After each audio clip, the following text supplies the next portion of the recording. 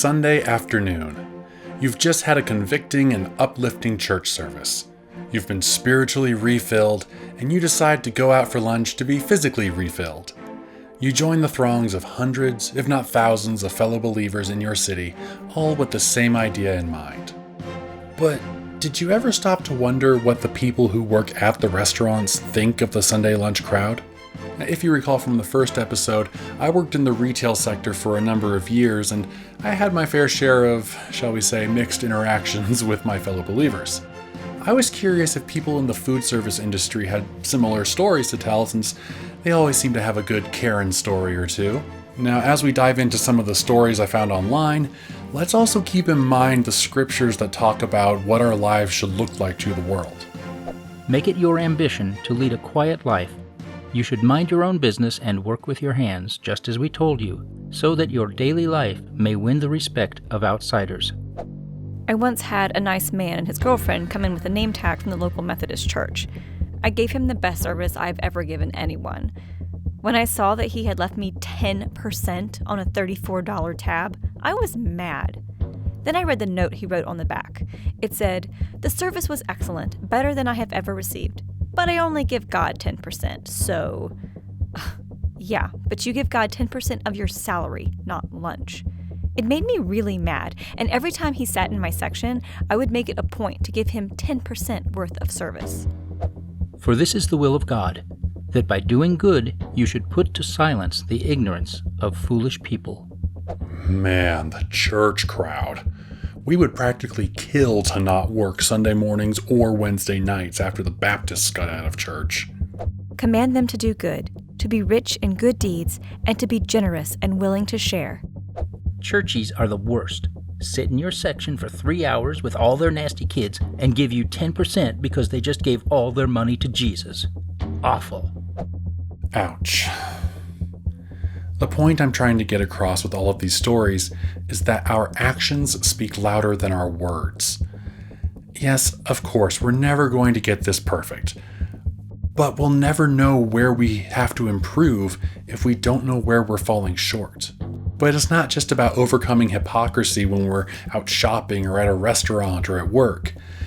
It's also about making sure we're not being hypocrites at home or at church. Because that's where it all starts. In this episode, we're going to be hearing from two people whose stories really illustrate these points. Now, the first person didn't want her name or face being used for privacy's sake, so we'll just be referring to her as Jay. I asked her, what's the best interaction you've had with a Christian, and what's the worst? Here's her story.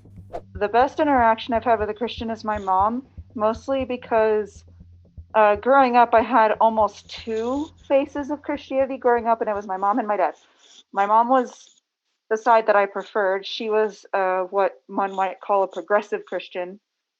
Growing up in Catholicism, she didn't really like the idea of just pigeonholing me into any certain belief like she was. So she kind of made it a point to not force me into that, or really any belief whatsoever. Like, let me figure it out.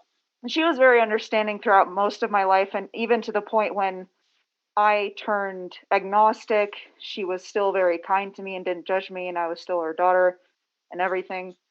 And then later I converted to paganism, and I told her that, and she said, as long as you are not hurting anybody, then it is not my place to tell you what to do. And she was still very kind still, even after all of that. So really the thou shalt not judge kind of Christian. While my mom was like super understanding and progressive and didn't want to force me into anything in particular, my dad really, really, really wanted me to grow up Christian, to the point where I had Bibles around me all the time. We had Bible studies at home. Even though I could not understand a dang word in the Bible, he got me like a children's Bible so I could understand it. I did a lot of like not great things because of the things he taught me, including but not limited to telling my atheist friend that he was going to hell unless he believed in God, now she. And I made amends with her after that, but still I felt awful for that. That's just one story though. He also like scolded me for reading books like Warrior Cats like thinking that I believed in the religion that was in there, Star Clan. Yes, I believe in a religion where there's spiritual cats in the sky. Cool. While he did things like that, he also proceeded to break my family apart. He was cheating on numerous women over the course of several years on my mom during their marriage, even though she tried to like put them through marriage counseling and figure it out because she didn't want to break up coming from a Catholic background, divorce is really frowned upon. You're not in marriage for like however long it works out. You're in marriage forever. And that's how she wanted it to be, especially since she had me. She didn't want to break up a family for me. But he continued to cheat. I do not know how many women he was with. I just know I can't count them on all my limbs. And at 13, he finally left. And then I went through the process of having a broken family. So, from my understanding, that's breaking one of the 10 commandments is being faithful. And that really, really shook my faith at the time, since I was still Christian at the time. It was difficult because there was just a lot of stuff with my dad that wasn't great. To the point, like, even after the divorce happened and I was going from house to house to house, there was still strange women coming into my life that I didn't know. And he was like bringing them in the house, introducing them to me. And it was just so often that it was to the point that every time he brought a new girl over, I was like, yeah, you're going to last like a week. To be honest, it wasn't just him that was just the starting point of me questioning things, because I noticed like a lot of the hypocritical things that some Christians would do, not all, but some Christians would do, such as my father. So I also kept reading the Bible and finding lots of contradictions in the Bible that I personally didn't feel made sense. And to some degree, I'm still agnostic, even though I follow the pagan religion. I still, as like, I believe there's something, I just don't know what to call it. But there was a lot of trauma that happened in my family that I actually had to go to therapy for because of my dad, because of the stuff that happened with him. And thankfully, after going through therapy, I've gotten over that. It's not hurting me anymore like it used to. But from ages like, I want to say 10 to 21 years old, it screwed me up. I don't know about you, but my heart breaks when I hear stories like that, especially because we know it's not an isolated incident.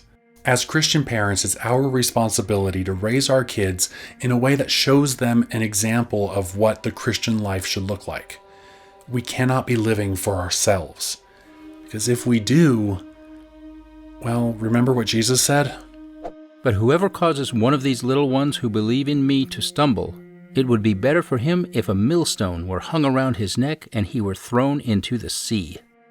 That warning doesn't just apply to parents and their own children, it really is a warning for all believers. Now, the next person we're going to hear from is Nick.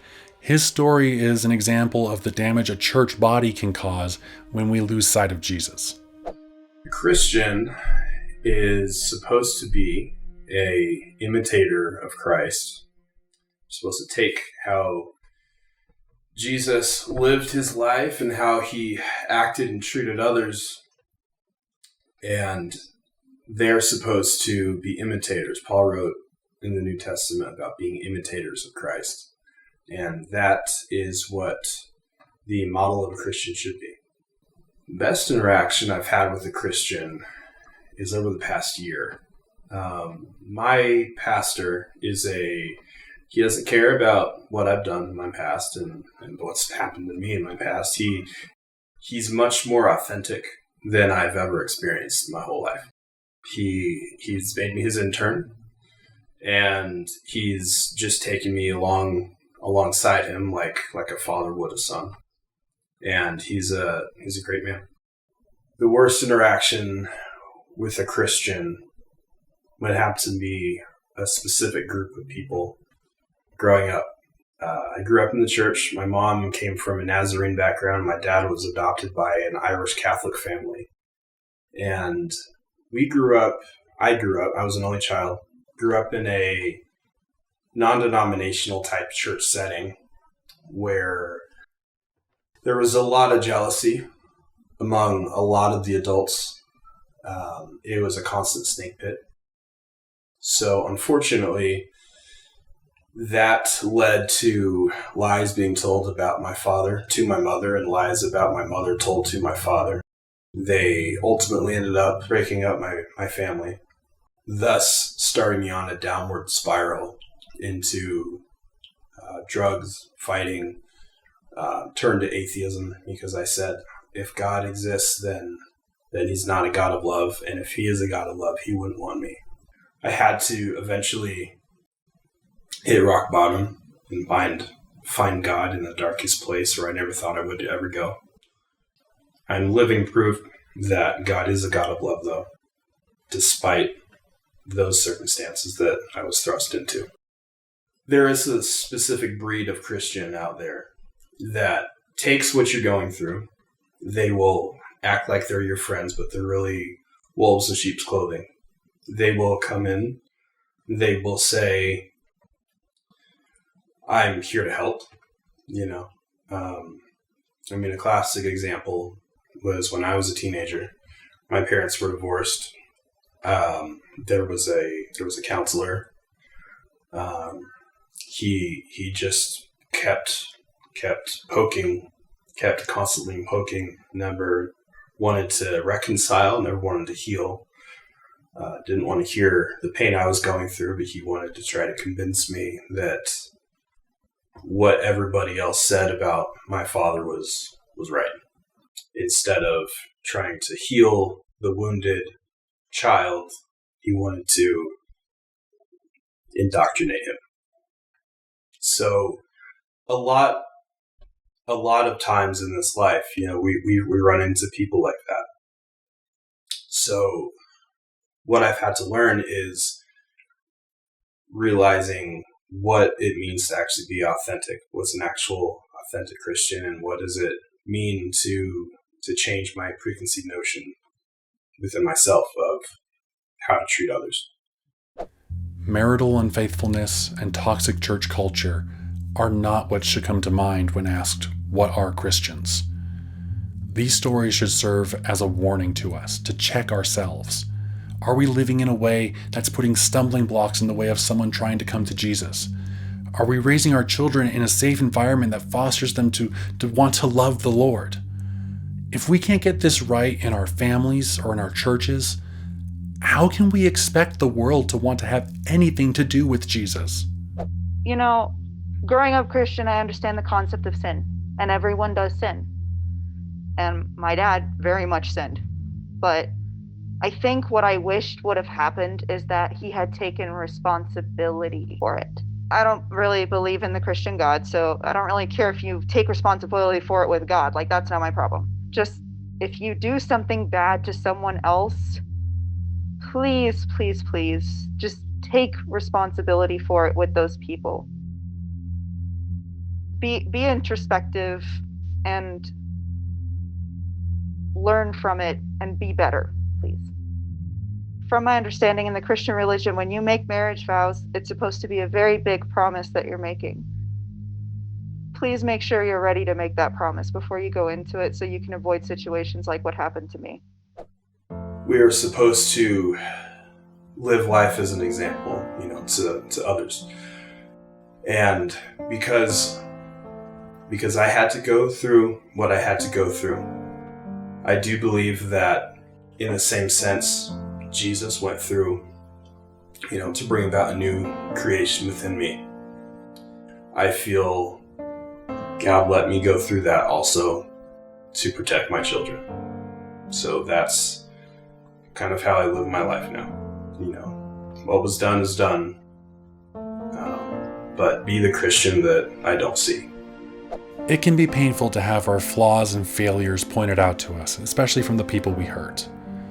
But thankfully, we know that God can still use us despite our mistakes. It may be a painful process, but if we can heed the warnings of people like Jay and Nic and the others we've spoken to so far, we can become better reflections of Jesus to a world that so desperately needs to see him clearly. I'm assessed, I think, twice. And both times they're like, you're you're traumatized from abuse. And I'm like, well, that's not the answer my parents wanted.